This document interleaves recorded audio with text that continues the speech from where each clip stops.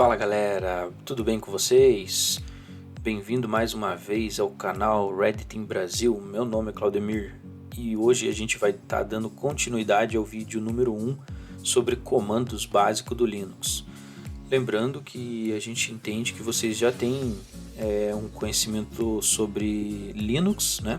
Então os nossos comandos têm o diferencial de que são básicos, mas são comandos básicos que a gente realmente utiliza no dia a dia, né? Então vamos dar sequência aqui, vamos abrir nosso terminal, vou logar como root. Beleza, então estamos logados como root. Vamos começar aqui a apresentar para vocês alguns comandos que a gente separou para essa segunda etapa do vídeo, né? Então o primeiro comando que a gente vai estar vendo hoje é o comando hostname, né? Então, como a gente falou na aula 1, o comando hostname ele serve para a gente ver qual o nome da máquina, né? Então muitas vezes a gente está dentro de uma máquina e não sabe qual é o nome dela. Ah, mas no que isso me ajuda? Se o nome da máquina for FS01 ou AD01, a gente pode estar enumerando um possível serviço que essa máquina está prestando, né? Um file server ou um Active Directory. Mas eu quero trazer para vocês, além do hostname apenas básico, é o hostname -i maiúsculo. Esse comando ele vai trazer para você o IP que você está, né? O seu IP da rede interna. Então isso pode ajudar bastante e muitas vezes é um atalhozinho aí para geração de scripts, né? Shell script a gente pode utilizar muito esse comando aí. O próximo comando que a gente vai comentar é o comando grep. Então eu posso dar um grep aqui, grep 2, 3, 4 no arquivo basic commands, meu arquivo.txt. Então ele traz para a gente o que ele encontrou. Grep seria um encontre, né? Encontre dentro do meu arquivo, desse arquivo que a gente está elegendo aqui, o conteúdo 234, né? Então, por exemplo, eu quero o conteúdo 239. Então ele vai trazer. Lembrando que o grep ele aceita, quando a gente põe a opção "-e", ele aceita regex. O próximo comando que a gente vai estar olhando hoje é o comando head. Então head ele vai fazer o que? Ele vai pegar as primeiras linhas de um arquivo. Então quando eu quero visualizar as primeiras linhas de um arquivo, eu estaria dando o comando head. Por default ele traz 10 linhas, mas eu posso especificar com a opção "-n" o número de linhas que eu quero que ele traga. Assim como a gente tem o head, a gente tem o tail. Ele vai fazer o inverso do head, ou seja, ele vai trazer as últimas linhas de um arquivo. Assim como no head, ele por padrão traz 10 linhas, mas eu posso usar a opção "-n" e trazer quantas linhas eu desejar. Aqui a gente vai dar uma dica também, então vamos estar dando um tail e utilizando a opção "-f", que é mantenha em tempo real as últimas 10 linhas sendo mostrada para mim, né? E eu vou para o arquivo /var log syslog. Então assim, esse aqui é o arquivo de sistema e a gente vai estar olhando aqui, a gente está olhando as 10 últimas linhas. Então o que o "-f" faz? Ele monitora em tempo real as últimas 10 linhas. Eu vou desabilitar a interface de rede aqui, vou desconectar ela e vocês podem ver que ele atualizou. Agora eu vou conectar novamente e a gente vai ver informações passando aqui, como por exemplo o Kali fazendo uma requisição de DHCP, né? Então aqui recebemos o nosso IP e quem é o gateway da rede. Então esse comando é bem útil para a gente durante os pentests que a gente executa. Então esse comando é muito importante para a gente aí no nosso dia a dia, por trazer muita informação em tempo real, né? Eu posso estar monitorando o que um sistema está fazendo. O próximo comando, eu vou entrar aqui no barra, é o locate. O locate ele serve para identificar arquivos. Então a gente entrou aqui no diretório raiz do nosso sistema operacional e a gente vai dar um locate, né? O que é o comando locate? O locate ele vai encontrar arquivos, né? Então eu preciso encontrar um arquivo chamado senha.txt ou no nosso caso, meu arquivo.txt. E ele vai varrer do nosso diretório atual, aonde que, né, caso ele encontre, ele vai printar para a gente aqui a informação do nosso arquivo, em qual diretório ele está, né, o full path que ele se encontra. O próximo comando que a gente vai estar olhando aqui é o comando W. Em muitas situações, a gente vê a necessidade de verificar quem são os usuários que estão logados na máquina. Quando a gente está fisicamente na máquina é muito fácil, mas quando a gente está remoto isso passa a ser uma necessidade. Então o comando W ele traz isso para a gente, né? Então aqui a gente pode ver que o usuário Red Team Brasil está logado aqui na máquina. Se tivessem outros usuários, ele estaria printando para a gente novas linhas aqui. O próximo comando, então, a gente vai ver é o whereis, né? Então, quem é? Então, vamos lá.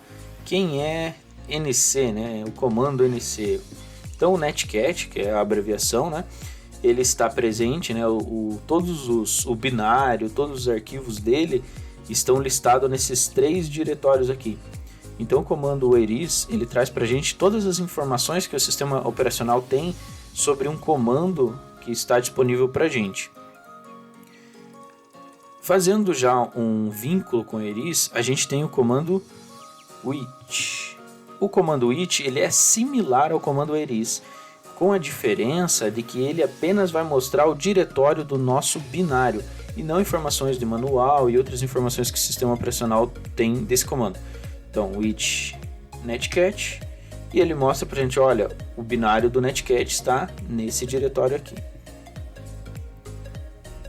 Um comando muito importante que há pouco tempo eu tenho utilizado é o comando nmcli.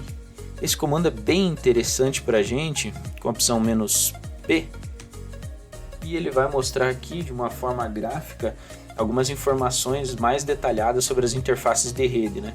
Então a gente pode olhar aqui que a interface TH0 ela está conectada, né? Ela está ativa, e aqui a gente tem algumas informações sobre ela, como endereço físico, né? A rede com que ela está e a máscara, né? no formato CIDR. Então é bem interessante esse comando, é um comando que eu vi poucas pessoas utilizarem.